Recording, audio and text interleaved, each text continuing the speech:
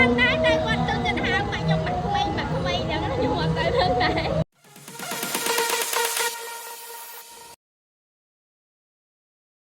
ថ្ងៃមុនជាកុមាររីសោះតែពេលនេះណានកូនស្រីតែមួយគត់របស់ស្រីអ៊ីតបានវិវត្តមកជាយុវតីពេញរូបពេញរាងថែមទាំងមានរូបសម្ផស្សស្រស់ស្អាតថែមទៀតផងជាហេតុធ្វើឲ្យមានការចាប់អារម្មណ៍យ៉ាងច្រើនពីបរិសុទ្ធក្នុងវ័យស្របាស្របាគ្នាមិនថាសិល្បករឬបុគ្គលក្រៅរង្វង់សិល្បៈនោះទេគិតត្រឹមចុងឆ្នាំ2025នេះណានមានវ័យ20ឆ្នាំហើយ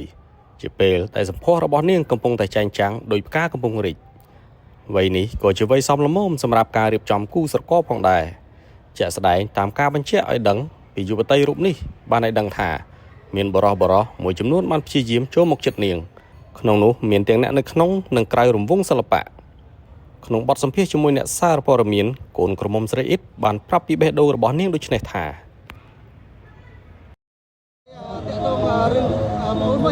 គិតថាដល់វ័យជិតដល់គូនៅបាទខ្ញុំទៅទេខ្ញុំអត់ទាន់គិតរឿងគូសកលទេដោយសារតែឥឡូវនេះគឺជាប់រកស៊ីសិនហើយតាមរៀងអាយុ25 21អីបានគិតរឿងស្វាមីព្រោះដោយសារឥឡូវនេះរកស៊ីឲ្យរកលុយឲ្យម៉ាក់សិនចាឥឡូវអាយុប៉ុន្មានម៉ាក់លក់ស្រួលសិនចាំខ្ញុំទៅឥឡូវបងអាយុប៉ុន្មានហើយឥឡូវហ្នឹងអាយុ20ឆ្នាំ2021 21ហើយតាក់ទងនឹងគូកូនណាបងម្ដាយផ្ដល់សិទ្ធឲ្យទាំងស្រុងឬមួយក៏គាត់នៅពីក្រោយនិយាយទៅម៉ាក់គាត់ផ្ដល់ខ្លួនឲ្យខ្លួនឯងម៉ាក់គាត់អត់គិតទេព្រោះដោយសារតែរឿងគូស្គាល់ឥឡូវយើងអ្នករឹកខ្លួនឯងប៉ុន្តែគាត់គ្រាន់តែប្រាប់ថារឹកមនុស្សក្រណាដែលចេះស្រឡាញ់ខ្ញុំចេះមើលថែខ្ញុំចេះយល់ចិត្តខ្ញុំហើយស្រឡាញ់គ្រួសារខ្មែរបងប្អូនគ្រួសារខ្ញុំទាំងអស់ប៉ុន្តែកន្លងមកបងធ្វើការចិត្តនៅក្នុងសិល្បៈចឹងអាចដូចថានឹងជ្រើសរើសគូស្គាល់ជាអ្នកសិល្បៈតារាដូចគ្នាស្អាតដូចគ្នាចឹងទៅឬមួយមិនហ្នឹងអត់ដឹងឯងបងព្រោះដោយសារឥឡូវអត់ទៅត្រង់ព្រោះរឿងដែលត្រូវតែគិតហ្នឹងគឺរឿងឡូស៊ីព្រោះអត់តែគិតថា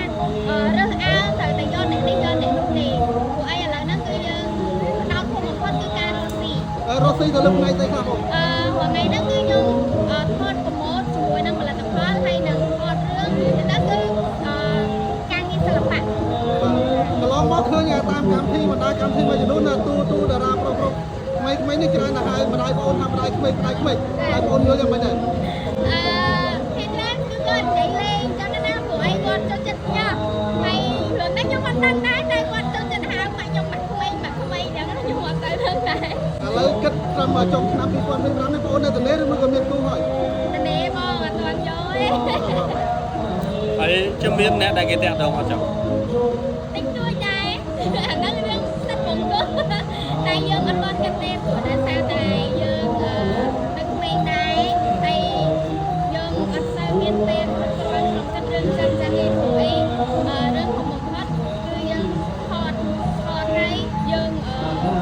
វើការងារច្រើនចឹងដល់ធំបំផុតគឺរកស៊ីនៅមកចាប់មកវិញយកដៃហ្មងពាក់ព័ន្ធនឹងហ្នឹងដែរម៉ាក់គាត់ដែលដូចថាប្រាប់ថាមិនទេហ្នឹងកុំអាតឬក៏គិតពេលណាឯពេលណាហ្នឹងជាគំនិតប្រកបឬមួយក៏គំនិតរបស់ក្មួយតែគំនិតរបស់ខ្ញុំខ្លួនឯងរឿងម៉ាក់គាត់អត់តែនិយាយហ៎គាត់តែនិយាយថាគាត់ឲ្យកូនការឬក៏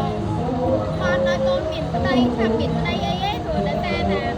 រឿងដែលម៉ាក់គាត់អត់តែនិយាយរឿងហ្នឹងហ៎គាត់ព្រោះដោយសារតែគាត់ដឹងច្រឹងរបស់ខ្ញុំថាខ្ញុំគាត់ស្គាល់ចូលចិត្តញ៉ៃញ៉ៃតែណាបងប្អូនអ្នកដែលយកសុំទៅអញខ្ញុំទៅជើងអ្នកនៅក្រៅប្រទេសនៅក្នុងទៅនៅក្នុងស្រុកយើងទេប៉ុន្តែអត់តែមានបងណាញ៉ៃញ៉ៃទេបាទតែព្រោះដោយសារតែគាត់នៅពីនោះទៅគាត់ថាគាត់ឆាតទៅវាថាអ្នកស្គាល់គ្នាគាត់សួរសុខទុក្ខនិយាយលេងបែបអ្នកស្គាល់គ្នាបែបគាត់អានមានតែបើថាគាត់ថាមកដើម្បីញ៉ៃញ៉ៃអត់ដែលមានទេ